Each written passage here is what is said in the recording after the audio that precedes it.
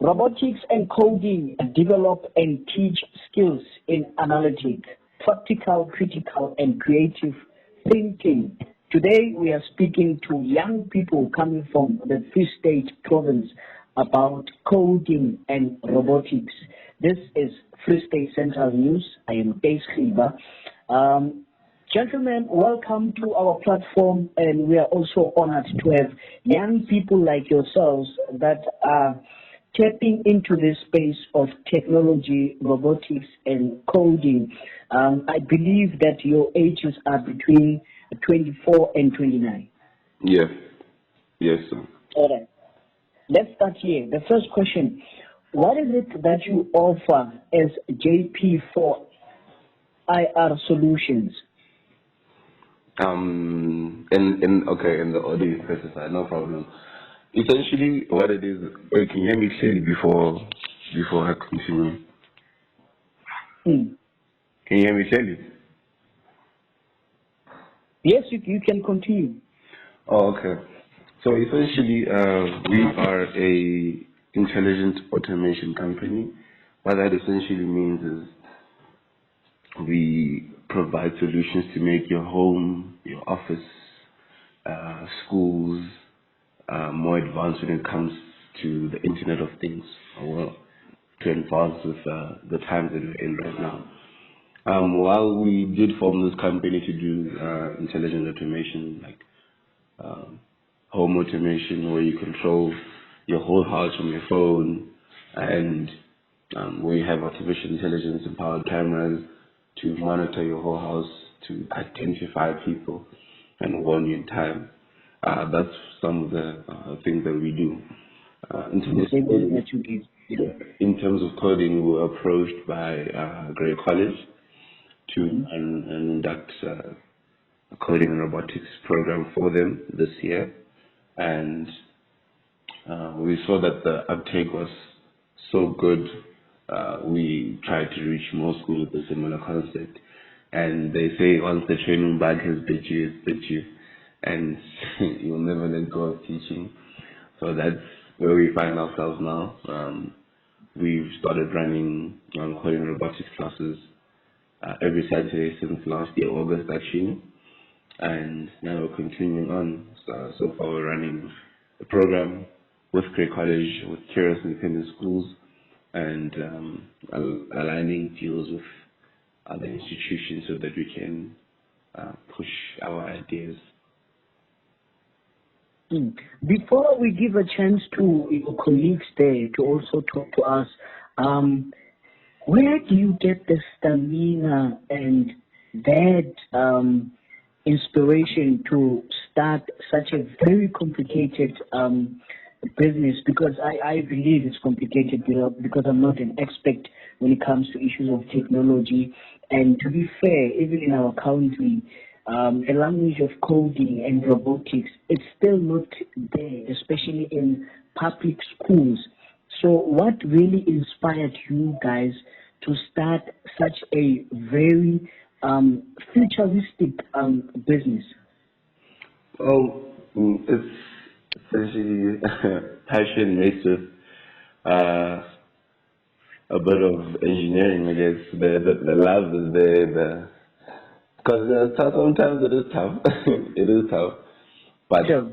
the children innovating, learning, and taking in the material faster than ever could is the thing that keep us going. It shows us that we are really capable as a country. We just need the exposure, because we saw that when we went to South Korea, a couple of years ago, and when we went there, his 6-year-old kids are competing in robotics competitions. But when we ran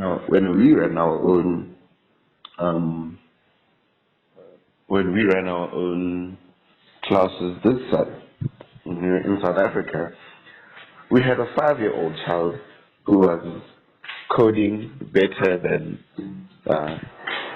the other students double her age and all the other members in the class, and it showed us that we're also capable of being in that space. We just have to now find a way to do it, execute it early, and expose South African youth as soon as possible to the thinking and innovation and the freedom to choose, freedom of choice that coding and robotics also brings.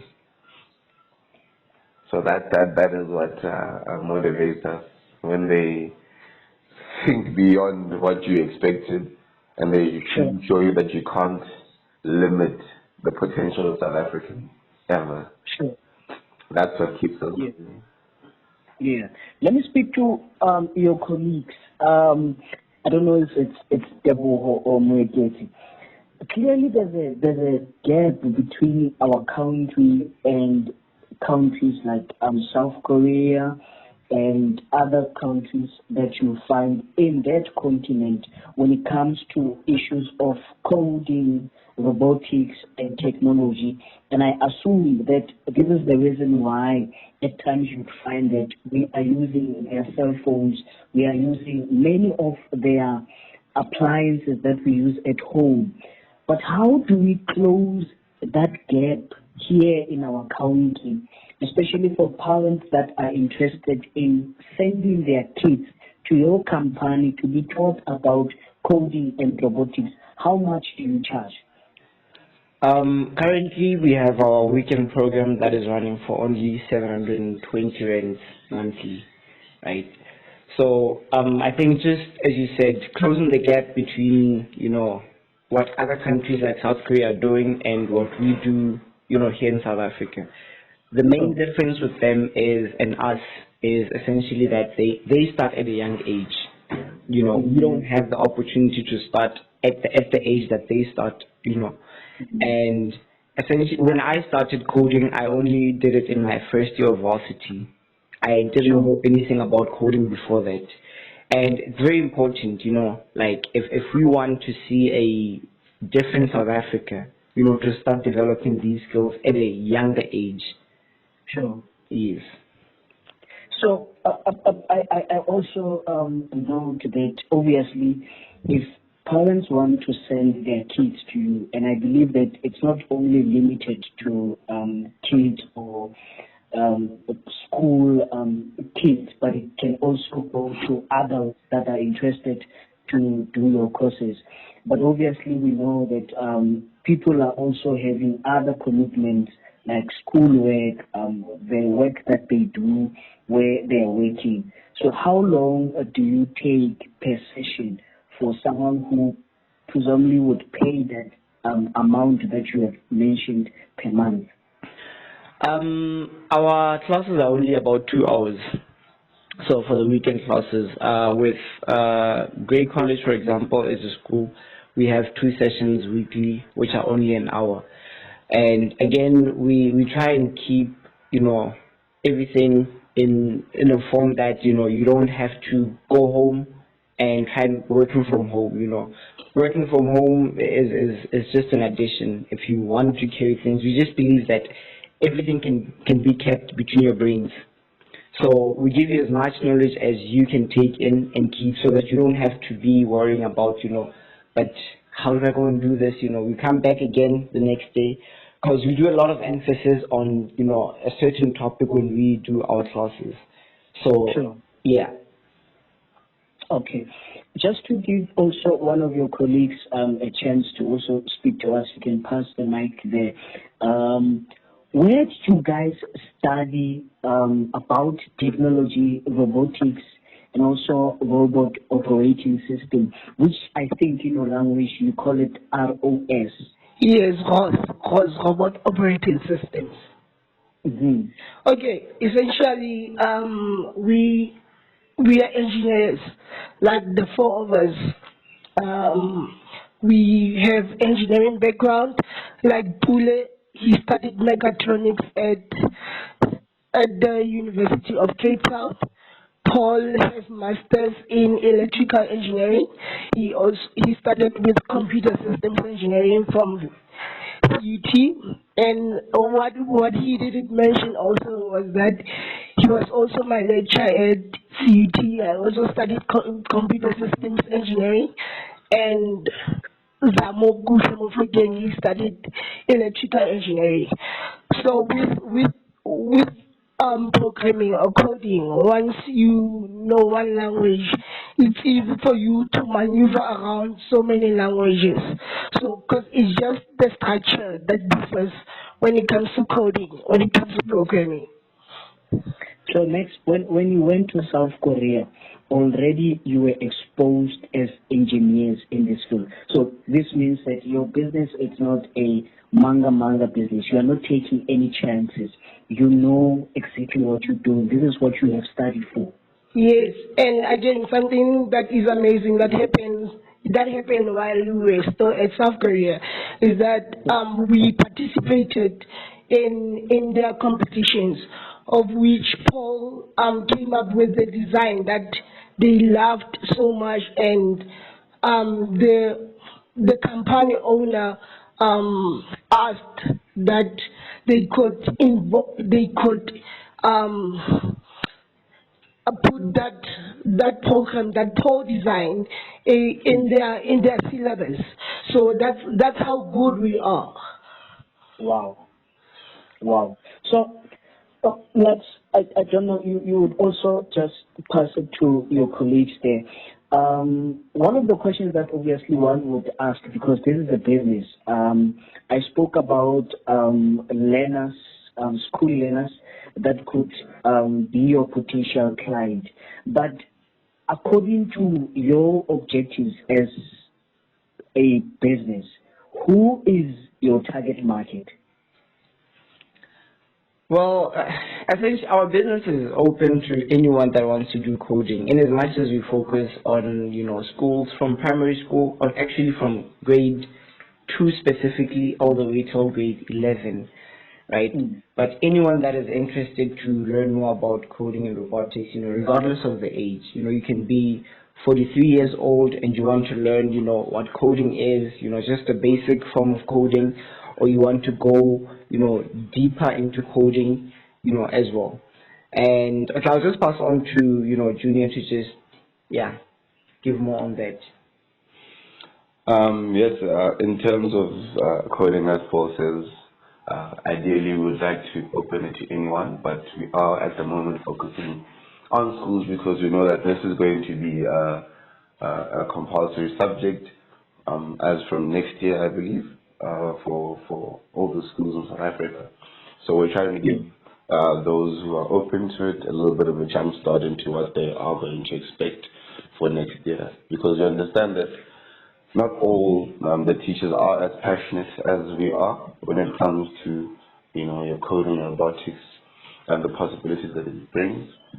So we bring the passion, we bring the understanding, and we know how far it can go by visiting those countries. Because I know we're speaking about South Korea a lot, but for the past 2 years, they've won the award for the most innovative country in the world. And in South Korea is only the size that it has the same square area as the Free State. So we are 20 times bigger than them, but they are still much. They're competing with heavy hitters: Denmark, Norway, Sweden for innovation. And I believe after going there, there's nothing special that we saw there that we can't do as South Africans. And that's what we want. Also, Paul, sorry, get back to the question. Paul had said that our target market is grade 2 to 11. We also have a special university preparation course for the matrics, just to prepare them and advise them also on what to do and prepare them for university level engineering, university level maths, university level coding that they will expect, because anybody here, you can ask all three of us here, the most difficult subject at university is coding. It is a mess. So we don't want anybody to ever feel like the way we did, and this is how we're trying to bridge that. Sure. Junior Makgoe, you happen to be exposed, at least, to some of the leaders that are working in the Department of Education. Yes, this question obviously you could have expected it that it will come. But my issue or my angle on this is that, do you advise them as the Department of Education, especially looking at the proximity that you have, do you advise them in terms of trying to come up with the system that will support coding and robotics? Because to be fair, we are still behind as a country. Okay. No, I think to answer your question as best as I can, is at the end of the day, it's impossible for me to choose who I am close to, I guess, whomever that may be. It is impossible for me to choose that, but this is what we're doing. Unfortunately, it is playing in that space, and in terms of advisory roles that we're providing for the department, we have none at the moment. We are more than open, willing to do it, but it's just we haven't been approached for any such thing. And also, I guess it does make it a little bit more difficult, given my circumstance. But yeah, we would love to do it, because at the end of the day, it's about the kids. It's not about political issues. It's not about agendas that are being pushed. We're really just trying to advance, equip, and educate the next generation of South Africa. But as it stands, no, we have not been giving any advisory role or been approached for giving out some advice or. I'm also asking you this question because you'll understand that the province that you come from or where you are working is one of the leading provinces when it comes to the metric results, which is also a good sign. And if it wants to lead and also lead in future, they have to definitely think about issues that are around technology, coding, because we are thinking about the future, because that's where the world is going. The current leading man when it comes to the richest people, Elon Musk, he's not allergic to such. He's not an enemy to such that we are talking about, because he's someone who embraces technology. And automatically, the world could take that direction. That is why I'm asking you that specific question, because we need such in South Africa. Because I can also read some of the services that you are offering here. You are talking about Python, Scratch, and other things that I don't even understand. Maybe lastly, before you give a chance to your colleagues, can you maybe elaborate on such? On the programming languages? Yes, the Scratch, your Python, what is that, especially for someone who knows nothing about coding and robotics? Okay, no, that's not a problem. I'll try to simplify it. So, the reason we include Scratch is it's basically the starter program that will get you understanding the small concepts of coding and robotics. Not coding and robotics, but just of coding. So instead of you typing what you want the computer to do, you're just dragging and dropping shapes, and each shape or each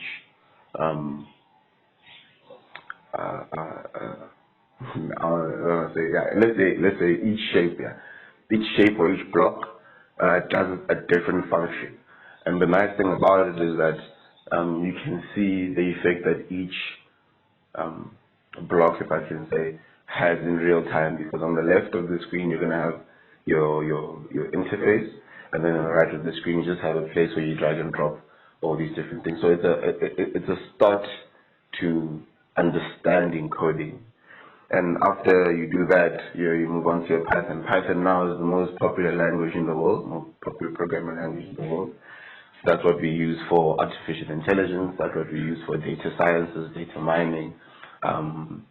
That's what now is being used for autonomous vehicles. and things of that nature. So those two are just starter courses that you do because Python is the most famous one and Scratch is the easiest one to understand. And then once you've got those two basics down, now you enter the loophole into the beauty and world of coding, where now you learn your C, your C++, you learn your HTML, CSS, JavaScript, the things you use for website development, the things you use for phone game development, the things you use for app development. And yeah, from just those two starter courses, you can bridge into any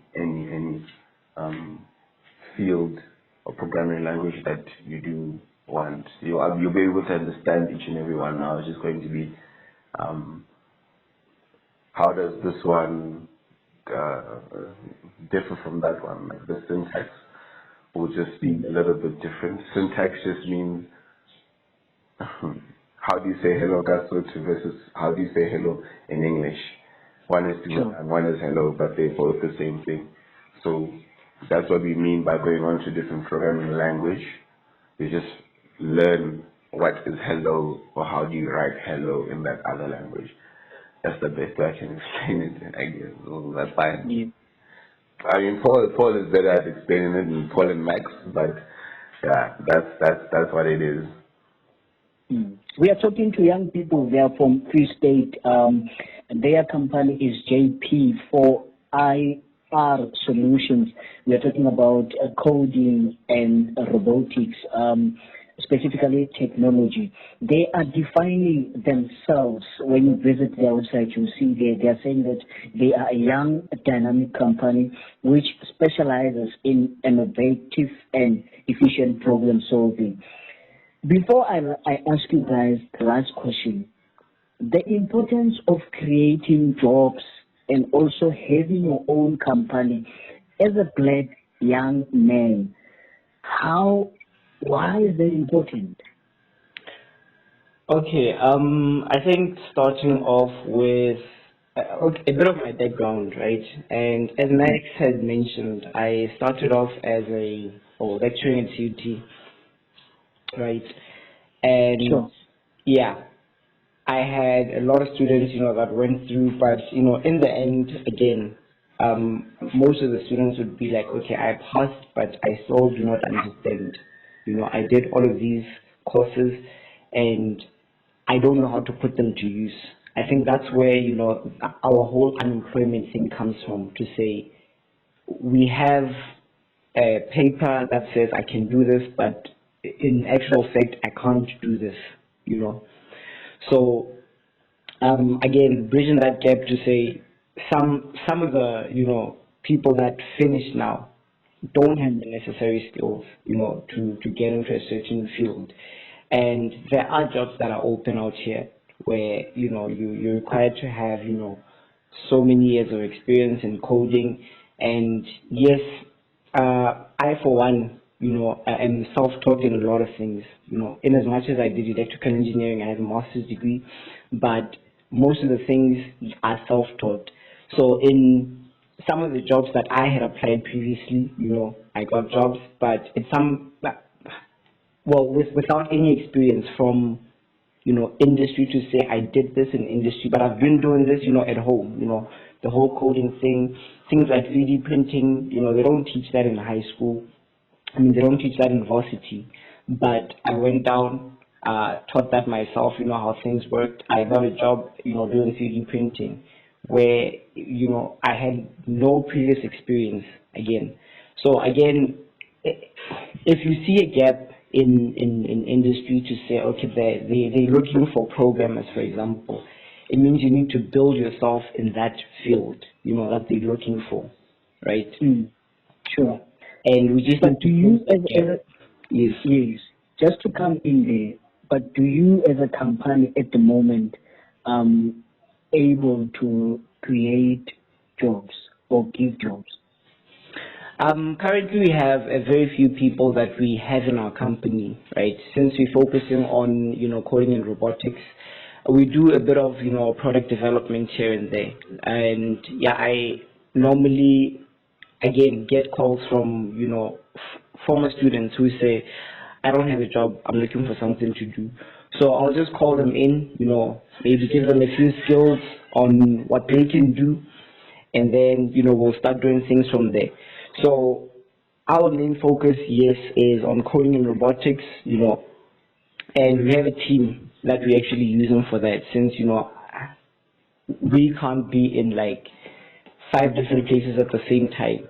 So we've trained, young people, again, from university who are looking to do something, who have an interest in robotics. We've trained them and said, okay, we're going to leave you in charge of this school. We'll come back, and we'll see what the results are, And yeah, we go through extensive training with them, Each and every single week we go through, 4 hours of training with them to say, this is how you teach, this is how you do this, this is how you approach kids, this is how, you deliver material. So things like that. That's essentially, yes, okay, in short, we have provided, a few jobs to, some people, but not to the mass scale, which is what we're looking to do. Nice. I'm asking you this question because you'll understand you are a company of young people, to be specific, Black young people. Next month, the country will be celebrating or observing a youth month. Unemployment will be one of the critical questions that they will be talking about. And as a company, whether public or private, it is also expected from you, giving back to the community in terms of also giving jobs and creating jobs and probably maybe internships and other things that you can give to the community, especially as young people who understand the socio-politics of our country and the challenges that we are facing. But one of the other questions that I've asked you is that how does it feel to have a business as a Black young man? Looking at your age, like I'm amazed by that, I'm captured by that, I'm attracted to that point by the fact that you are still young, but you have decided to tap into a market that I believe or assume that it's a very complex one. Okay, so eventually that's the toughest decision that we took when we started the company, because I'm looking at what the majority is doing currently. Like everyone just go to university. After university, they are expecting to get a job, of which that's how the rate of unemployment grows. So looking at where we are now, I can say it requires you to have patience. It requires you to have patience, because we go to different places, we get rejected, we do presentations, we think that we got the presentation, we do our best, but at the end we still get rejected, and you have to wake up the next day and do the same thing. So it's very tough and challenging, sir. I can safely say that you guys are the game changers, and as a young person as well, I'm very proud of the work that you are doing. But before I let you go, guys, you're doing amazing things. Pule, Junior, Makgoe, Teboho, Ntsiyi, and Makgoe. These are young people who have decided to start a company which gives solutions when it comes to coding, robotics, and anything related to technology. Where people can find you before I let you go? Okay, so we are available at different social media platforms. You can visit our website, which is www.jp4ir.com. Our number where you can get us is 079-581-4089. You can you repeat the number? It's 079-581-4089. You can also WhatsApp us on that number. Then on Facebook, it's at JP4IR Solutions. Then Instagram is JP4IR. Twitter, it's at JP4IR. LinkedIn, it's JP4IR Solutions. All right. Makgoe, Ntsiyi, Ramkoni, guys, thank you so much for your time and thank you for coming to our platform and for the contribution that you are doing as young people in this country, in the province of Free State. Thank you so much for the work that you're doing. Thank you very much. Thank you very much for hosting us, for giving us a chance to share this wonderful experience with the whole country, of which we are aiming to make a difference, as our slogan says, making history, creating the future.